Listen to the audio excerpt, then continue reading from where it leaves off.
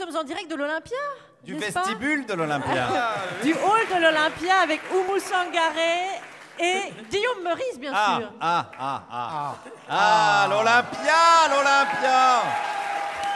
L'Olympia. C'est mythique, l'Olympia. Edith Piaf, les Rolling Stones, Laurie. Que de talents ont foulé cette scène. Chaque personne qui est venue en ce lieu s'en souvient. Chaque spectateur, chaque artiste, chaque producteur, puisqu'il a dû vendre un rein pour payer la location de la salle. L'Olympia, ce sont aussi des loges mythiques également, où plus de coke a été sniffé que dans toute l'histoire de Canal+. Et ça tombe bien, puisqu'ils ont le même propriétaire aujourd'hui, Canal et l'Olympia, c'est Bolloré. Hein, alors on dit qu'il pille l'Afrique, mais il fait beaucoup vivre la Colombie d'un autre côté. Donc je dirais que ça s'équilibre. Alors ça, c'est ma vision, évidemment, mais quelle est celle des Français? Eh bien, je suis allé les voir ce matin. Est-ce que vous êtes déjà allé à l'Olympia? Ouais. Qu'est-ce que vous avez vu là-bas? Rien. Voilà, alors, parce que oui, bah ouais, voilà. Parce qu'il y a des fois, c'est vrai, on va pas se mentir, il y a des spectacles qu'on préférait ne pas avoir vus. Et ben lui, il prend aucun risque, quand il y va, il n'y a rien. Voilà, il est peinard. Continuons quand même avec lui pour en savoir plus. Ah, vous êtes allé à l'Olympia pour rien voir? Je connaissais le barman. Ah, donc vous êtes allé à l'Olympia, mais voir le barman uniquement? Ouais. Du coup, il chantait pas? Non. Il faisait plutôt des cocktails? Exactement. Bon, on va pas aller loin avec lui. Hein. C'est vrai que j'aurais dû préciser ma question à l'Olympia pour voir un spectacle, d'accord? Et l'Olympia, je parle pas de la crêperie à Cognac. Sinon, on va vraiment pas s'en sortir. Avançons avec une dame. Est-ce qu'elle est déjà allée à l'Olympia? J'avais été voir Sylvie Vartan, mais sans mon mari, il l'aime pas, moi je l'adore. Ah, pourquoi il aime pas Sylvie Vartan? Je sais pas, moi j'en sais rien, il est comme ça, il est bizarre, il est vieux maintenant. Ah, Alex, c'est pour vous ça. La chance. J'ai trouvé la femme de votre vie, c'est cadeau. Je vous souhaite un beau mariage ainsi qu'un beau voyage de noces dans les années 50. En attendant, on continue. Puisqu'on parle d'âge, j'ai rencontré une dame qui n'aimait pas trop qui? Les jeunes qui se tortillent. Qu'est-ce Non, qu'ils ont, les parce jeunes que qui se c'est toujours tortillent? C'est toujours pareil. Et ils font toujours les mêmes mouvements. Ah ouais? Oui, ben oui. Ça vous plaît pas trop? Mais parce que c'est tout sur la même musique. Bah, il y a quand même plusieurs styles de musique. Il y a quand même du rap, du Oui, rock, du ben, jazz. Ben, le rap, c'est comme ça. Hein. Tout comme ça, ils dansent tout pareil.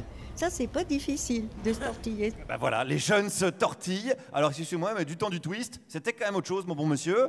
Alors, ce qui est pas mal quand on parle de l'Olympia, c'est qu'il y a des gens qui ont une histoire avec ce lieu. On peut remonter encore plus dans le temps. Par exemple, ce monsieur, il est déjà allé à l'Olympia, oui. J'ai même vu quelqu'un d'étonnant, c'est le prince Yusupov, celui qui a assassiné en 17 Raspoutine. Qu'est-ce qu'il faisait à l'Olympia? Ah bah, il était spectateur, quoi. Et c'était à quel concert ça alors? Mais c'est pas le concert qui m'a titillé, c'est le fait que j'avais en face de moi l'assassin de Raspoutine. J'ai bien compris, mais c'est la fête de la musique, hein, pas la fête des assassins. Sinon, sinon on aurait invité André Rieu directement, hein, qui arrive très bien à jouer du violon en assassinant Mozart. Ceci dit, attendez, j'exagère. Ah, il y a des fans d'André Rieu. J'exagère, il y a un lien entre Raspoutine et la musique, c'est évidemment Bonnet M, hein, que Chewbacca aime beaucoup. Pas tant le groupe de musique que la taille de soutien-gorge. Est-ce qu'on peut quand même enfin parler de vraie musique et d'Olympia? Eh bien la réponse est oui. Qu'est-ce qu'il a vu ce monsieur? Henri Dess avec mes filles qui avaient 5-6 ans. Et Ah, il y a Henri Dess à l'Olympia. Ah oui. Henri Dess, c'était le côté gentil gauche par rapport à Chantal Goya, quoi. Voilà, c'était un autre registre. Henri Ça veut dire qu'Henri Dess est de gauche? Non, je dirais Henri Dess, c'était plutôt de Modem. Ah, alors attention, il faut qu'ils fassent gaffe en ce moment, ils ont plus trop la cote, hein, le Modem. Hein, ça donne une autre lecture d'ailleurs au tube d'Henri Dess, Doudou, hein, parce que là, Édouard Doudou Philippe, il n'a pas été doux du tout. Hein, il a dit dégagez avec vos petites affaires de sous-sous.